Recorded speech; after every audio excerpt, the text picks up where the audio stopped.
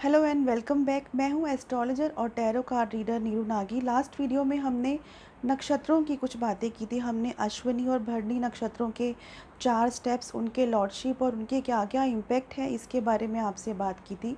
आगे भी हम नक्षत्रों की बहुत सारी बातें और एस्ट्रोलॉजी की कुछ बातें, ध्यान की कुछ बातें और बहुत सारी रेमेडीज़ लेकर आने वाले हैं। लेकिन उससे पहले मैं आपसे ये कहना चाहूँगी, अगर आपने मेरा चैनल अभी तक सब्सक्राइब नहीं किया है तो आप इसे अभी सब्सक्राइब कीजिए, और अगर आपको मेरा वीडियो आगे पसंद आता है तो आप इसे शेयर और लाइक ज़रूर कीजिए। तो अभी हम बात करने वाले हैं कृत्तिका नक्षत्र के बारे में। कृत्तिका नक्षत्र तीसरा नक्षत्र है। जैसा कि मैंने आपसे कहा था कि नक्षत्र स्टार्स के ये ग्रुप हैं, तारों के ये ग्रुप हैं अंतरिक्ष में जो स्टिल रहते हैं। इनकी शेप्स हैं, इनके अलग अलग नाम हैं।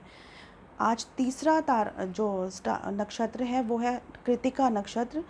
इस नक्षत्र में 6 तारों का ये एक ग्रुप है। कृत्तिका का जो पहला स्टेप है वो मेष राशि में आता है और बाकी के 3 स्टेप कृत्तिका नक्षत्र के वृषभ राशि में आते हैं। इसलिए अगर किसी का जन्म कृत्तिका नक्षत्र के पहले स्टेप में हुआ है तो उसकी मेष राशि है, और अगर दूसरे, तीसरे या चौथे चरण में हुआ है तो उसकी वृषभ राशि है।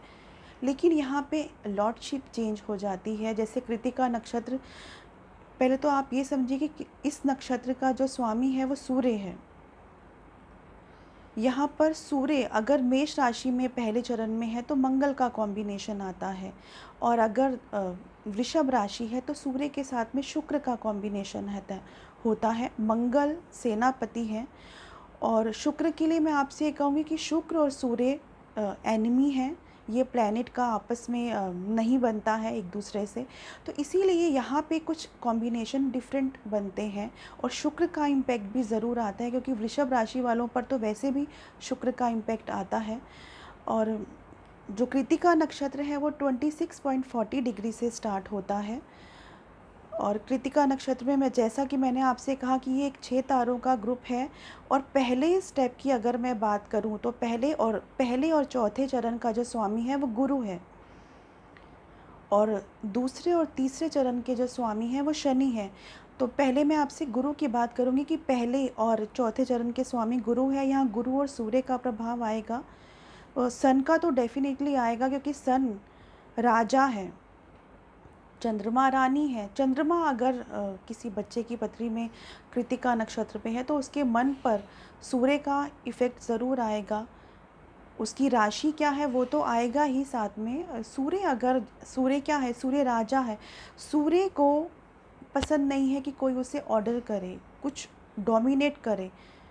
सूर्य में एक क्वालिटी बहुत अच्छी है कि वो लीड बहुत अच्छा करते हैं ऐसे लोग।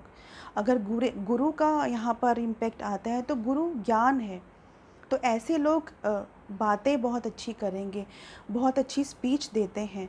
गुरु और सूर्य का कॉम्बिनेशन उनको विद्वान बनाता है। स्पेशली कृत्तिका नक्षत्र वालों के लिए कहा जाता है कि उनको रीडिंग का बहुत शौक़ होता है, नॉलेज लेना बहुत पसंद होता है, अलग अलग तरह का माइंड का यूज़ बहुत करते हैं। और जहाँ तक कि मैंने आपसे गुरु की बात की, अब मैं आपसे बात करती हूँ दूसरे और तीसरे चरण के स्वामी शनि हैं। शनि और सूर्य शत्रु हैं।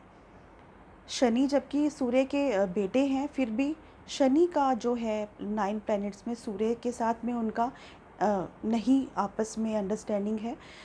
और सबसे बड़ी बात ये कहूँगी कि यहाँ पर एक चीज़ जो सबसे पहले मैं आपको बताना चाहती हूँ कि जहाँ पर शुक्र अगर वृषभ राशि में है कृत्तिका नक्षत्र, और सूर्य और शुक्र पर नेगेटिव आस्पेक्ट है, राहु का, मंगल का, उसका केतु का अगर किसी तरह का आस्पेक्ट है, तो ऐसे लोग, सबसे पहले आप पॉजिटिव सुन लीजिए। अगर शुक्र और सूर्य का कॉम्बिनेशन का इफ़ेक्ट आता है तो ऐसे लोगों को आर्ट लवर होते हैं, क्रिएटिविटी उनमें बहुत ज़्यादा होती है, एक्टिंग बहुत अच्छी करते हैं, सिंगिंग डांसिंग बहुत अच्छी करते हैं। और अगर कहीं पर इस नक्षत्र में किसी का कृत्तिका नक्षत्र है और सूर्य पर पाप प्रभाव है, शुक्र पर पाप प्रभाव है, तो ऐसे लोग झूठ भी बहुत बोलते हैं। यहाँ पे उल्टा कॉम्बिनेशन हो जाता है। ऐसे लोगों की जो बात करने का तरीका है, लोगों को हर्ट बहुत जल्दी कर लेते हैं, थोड़ा रूड बात करते हैं। और अगर ये कॉम्बिनेशन है, इसके साथ में सेकंड हाउस पर भी अगर मंगल का आस्पेक्ट है, केतु का, राहु का, अगर कुछ पाप प्लैनेट्स का आस्पेक्ट है, तो फिर ऐसे लोग अपनी वाणी से दूसरों को बहुत दुखी करते हैं, झूठ बोलते हैं, तो ये एक नेगेटिव एस्पेक्ट उसमें आ जाता है अगर सूर्य के साथ शुक्र, क्योंकि एनिमीज़ है, मैंने आपसे ये बात आपसे कही थी, तो वो एनिमीज़ होने का जो है एक आपस में एक स्ट्रगल चलता है, इसीलिए।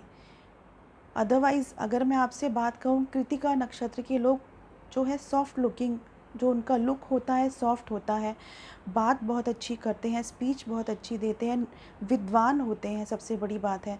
लेकिन कहीं अगर नेगेटिव प्लैनेट्स का एस्पेक्ट उस पर आ जाता है तो वहाँ पे वो नेगेटिविटी उनकी वाणी पर आती है, स्पेशली बातों को चेंज करना, झूठ बोलना या किसी से चीटिंग करना, वो चीज़ें भी आ जाती हैं।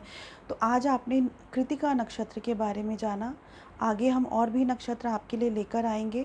अगर आपको मेरा ये वीडियो पसंद आया हो तो आप इसे लाइक कीजिए, सब्सक्राइब कीजिए और शेयर कीजिए। Thank you.